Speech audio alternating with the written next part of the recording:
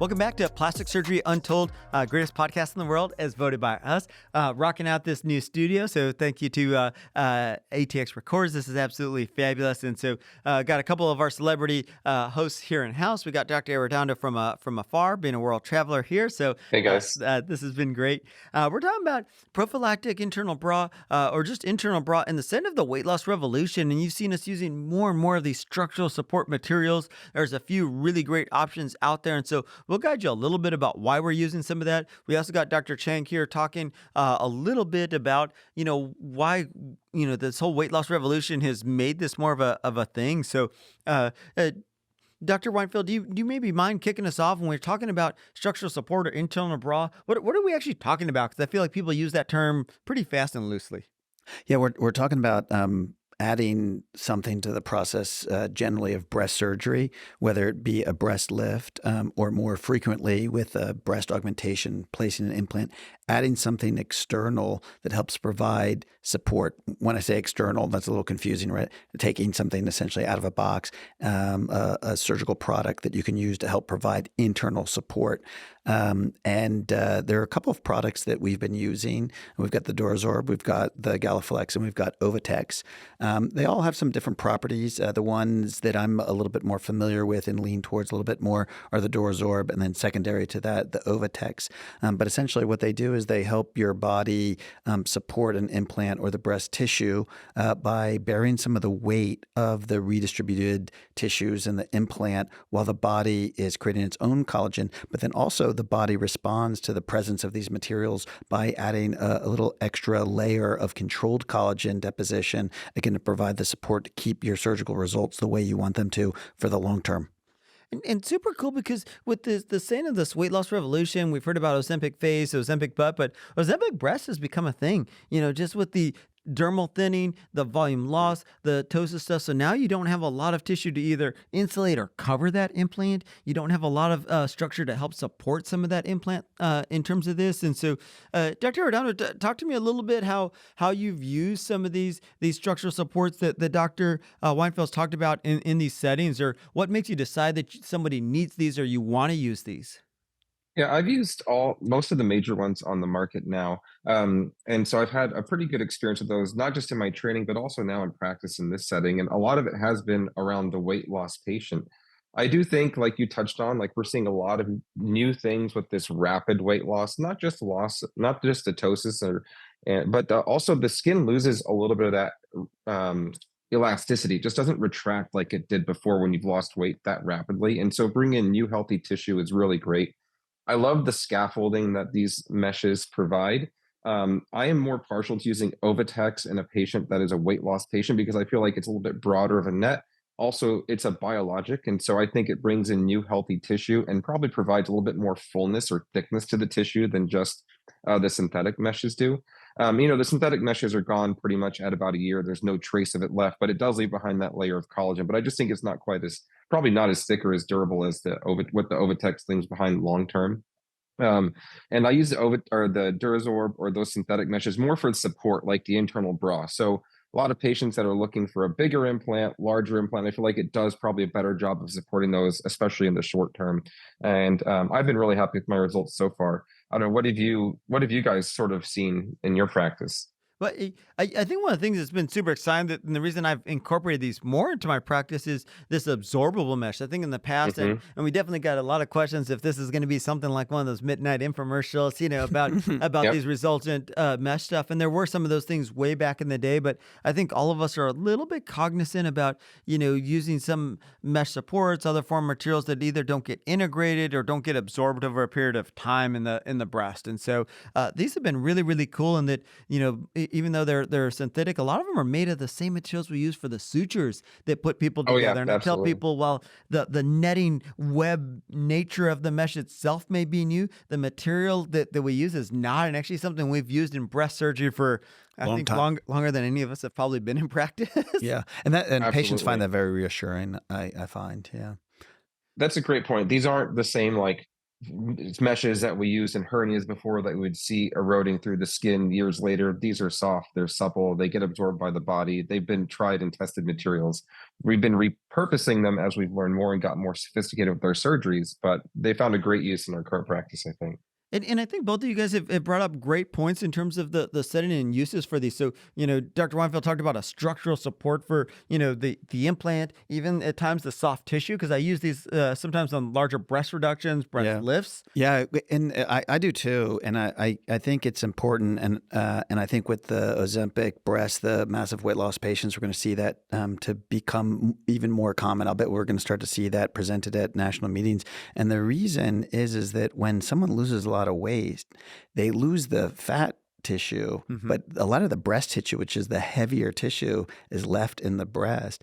And you then have the dermal thinning. So you've got this internal heavy tissue, no fat really to manipulate, and then skin that's really not going to hold that heavy tissue. So when I've had a patient like that, I've been using the mesh underneath to support my breast lift, my mastopexy. I reshape that very heavy glandular tissue, and I just lay the Dorsorb down on top of it, anchor it on either side of the chest. And I feel like it's retaining the structure and the support, and it's retaining the lifted nature of that heavier breast tissue. The other reason that I've used these materials has really been even to help decrease the risk of rippling, because kind of like both of you have mentioned, the skin gets thinner, you lose some of that tissue. If they don't have a lot of thick glandular tissue, you may be able to see some of that implant edges when we talk about rippling. And there are a couple other treatments to help with that in terms of some of these Gummy Bear Plus or some of these even more cohesive gel implants. But Dr. Arredondo, I think you alluded to it. Some of these meshes add a little bit more thickness, a little bit more structure, even though they go away over time or they get integrated. There's time for that collagen structure to thicken up that capsule around the implant that I do think helps decrease the risk of rippling in some of these patients. Yeah, I would completely agree. That's why I really like the Ovotech's a little bit wider mesh. And I think that biologic nature of it just helps the body integrate it more. So that's really like it's my go-to choice now for a lot of the weight loss patients. And it lays right where you'd want it to, that inferior border, kind of lateral where you really are concerned about having that implant show. So I think it really works super well in those settings. And And, then, of course, I can't forget about fat transfer, one of my favorites, one of our favorites, I think, as another great way to help kind of bring fresh tissue to the area too and help restore some volume. And I think you're going to see more and more of these combo treatments. We talked about it with the body and other stuff, but I think in the Hmm. breast, you're going to see more of these kind of combat. They were a fad thing, I think super exciting for a while and then kind of fell out. I think some of it has to do with costs and so forth like that. But now that these patients are so thin, I think anything you can do to restore some of that volume. And Dr. Chang, just since we have you here as the one of the semaglutide weight loss experts, I think there is some misnomer. While people may get Ozempic breast, it's not that the shots are per se doing anything organically to the breast itself. It's more about the overall weight loss that's causing some of these changes. And it's kind of in both ways. When you're losing weight, can I target this, sort of area to lose weight first? And the other side is, if I do lose weight, is it going to be like, am I going to see it coming out of this tissue first? But I agree with you. I think the message here maybe is just, when we are organically losing weight, which is basically what semaglutide, tirzepatide help us to do, we go into calorie reduction and, your body just starts pulling from energy stores. It's not like there's anything from those medications that are telling your body, hey, pull from this area first or pull from this tissue first. It doesn't really work that way. Your body's just going to basically pull from where it's going to pull from. So I appreciate this conversation. I get this question quite a bit. And then it's actually really nice. I'm learning as we're going along here, just hearing the different terms and options that we have. But when folks come in, they ask and they tell me, hey, I'm this far into my weight loss journey and I've noticed this part of my body change, right? And a lot of times it is about breasts or it's about other parts. Then it's nice to be able to say, well, we've got some options for you. And hey, maybe you can consider this. And maybe our next consultation is going to be with one of our surgeons, for example. Dr. Whitefield, how do you help guide people whether they need one of these structural supports? Because I think that's a common question I get all the time is, do I need one of these internal bra stuff? And I feel like even my own personal use has changed. And like most things, we don't want to jump in or overpromise. We also don't want to feel like we're not giving people something that's out there. And so personally, it's always a little bit of a struggle as some things are new and exciting, but you don't want to overpromise. You don't want people to pay for stuff that's not useful, but you also don't want to feel like you're not offering them some great new technology that is probably going to be a benefit for them. How do you help guide people? You may not like this answer. No, I mean, it's unfortunately there's no really fantastic papers that would help guide us with objective data. I mean, I think for me, it's just that sort of gut, instinct, the kind of like, what would I do for my sister? What would I do for my wife? And I just base my recommendation on that. And I mean, you hit the nail on the head. You definitely don't want to overpromise the efficacy of it. But, a lot of patients, they have watched, our videos, they've watched our education on social media, they've listened to our podcast, and they have a lot of faith in us because they know that we care about patients, we care about outcomes, that we're always thinking about how do we improve things. And a lot of them come with that sort of mentality, like, I trust your opinion, I came to you for that reason, and if you think this is going to help, or if you think there's a benefit to it, I'll do it. And that's really kind of how I go with some of these decisions where it's not hardcore science-based papers, peer-reviewed, retrospective, or randomized, controlled, prospective studies. You just have to go with what seems to make sense and what in your heart and your gut you would do for a family member. Well, one of the Well, things that's one thing, oh, sorry, one thing that I will say, I think I've been pulling a lot of on my recon experience. And so I know Dr. Weinfeld, you do a lot of that. You're dealing with you're dealing with the breast after a mastectomy, how much tissue is left there sometimes, you know? And so these are all the tricks that we use for those patients to help that implant-based, or even tissue-based reconstruction look natural, look full. And so that's kind of those are the papers that I've been going to, honestly, when I look at all this stuff. Even though it's not a direct correlate of aesthetic surgery, I think it is very helpful because it's a similar-ish problem that we're facing sometimes. Yeah, and I'm glad that you pointed those out. Those studies like that definitely point to the safety, the efficacy of a lot of these products in a similar type surgery. But how do I advise a patient who's lost a lot of weight and who's going to have a mastopexy, whether I think that I'm going to need to use Dorazorb? That's the one I've been using in these instances. It's, honestly, it's sort of like a gut check. Hey, one of the things Right. that I think has been absolutely fabulous for patients and has made it a little bit easier for me to recommend is, when a lot of these things, just like most stuff when they're new, they were almost so price prohibitive that I almost waited until patients had failure after failure to even recommend these because they were so expensive to patients and there was still no guarantee. Number one, the materials have gotten better. They've become easier to use for us as surgeons, and the cost has become so much better for patients that it's much easier for me to recommend this as a prophylactic treatment than waiting till they have a problem. And none of us want to wait till we have a problem to do something. So if Yeah. we can, and most of the time we say that, like, hey, look, you're more likely than not to have a problem over time. And most of these meshes aren't saying that if you're 20, 30, 40, that this is going to guarantee your breast stay in a perfect spot for the next 70, 80 years. But if we can even get you an extra 5, 10 years of longevity out of this, I think it's a big win. Also, too, working with Dr. Chang or some of our weight loss experts, because most of the time when we're trying to do some of these breast surgeries and other things,